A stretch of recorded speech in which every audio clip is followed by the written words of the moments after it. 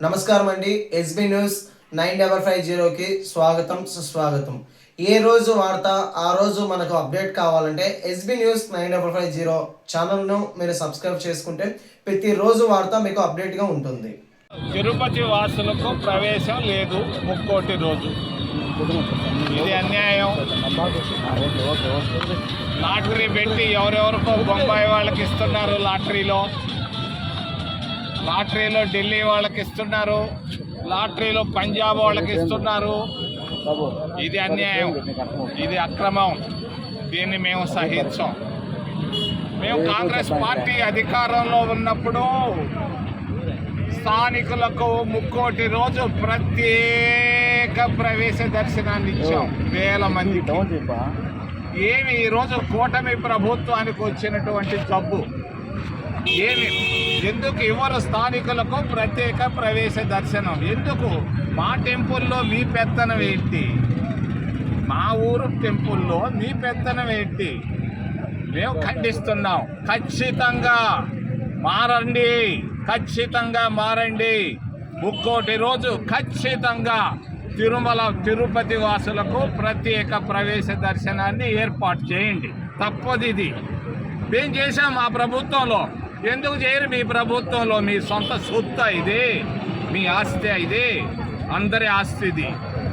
తిరుపతి దేవస్థానానికి ముక్కోటి రోజు మరి ప్రత్యేక ప్రవేశ దర్శనాన్ని తిరుపతి వాసులకు ఏర్పాటు చేసి తీరాలి. పంజాబ్ నుంచి వచ్చావయ్యా అనిల్, పంజాబ్ నుంచి వచ్చావు, మా పైన పెత్తనం చేస్తున్నావు స్వామి.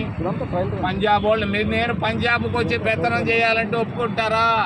నేను అడుగుతున్నాను అనిల్ని, ఈవోని, వెంటనే వైఖరి మార్చండి.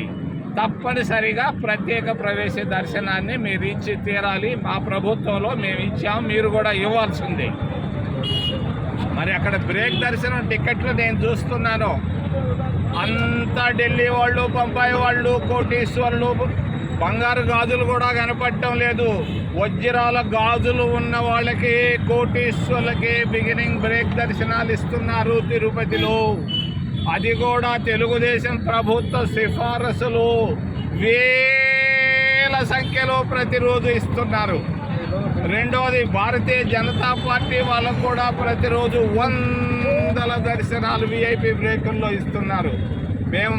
మేమే కళ్ళు మూసుకొని లేవు, ఖండిస్తున్నాం కాంగ్రెస్ పార్టీ తరఫున. దేవుడు ముందు అందరూ సమానం. ఇది ధార్మిక సంస్థ, వ్యాపార సంస్థ కాదు.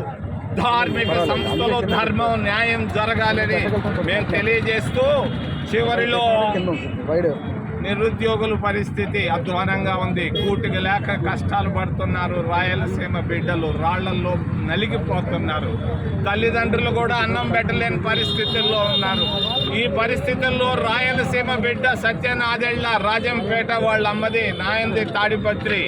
మరి రాయలసీమలోనే పెట్టుబడులు పెట్టవయా ఓ సత్యనాదెళ్ల. మరి గుజరాత్కి తీసుకుపోవాలని మోడీ ప్రయత్నాలు చేస్తున్నాడు. మైక్రోసాఫ్ట్ని చిప్ ఫ్యాక్టరీని తీసుకెళ్ళినట్టుగా. చంద్రబాబు నాయుడు కొంచెం కళ్ళు తెరు. నువ్వు రాయలసీమ బిడ్డవి, నారావారిపల్లి మీది మర్చిపోతుండవు. నువ్వు ఢిల్లీలో కూర్చొని ఏం చేస్తుండవు?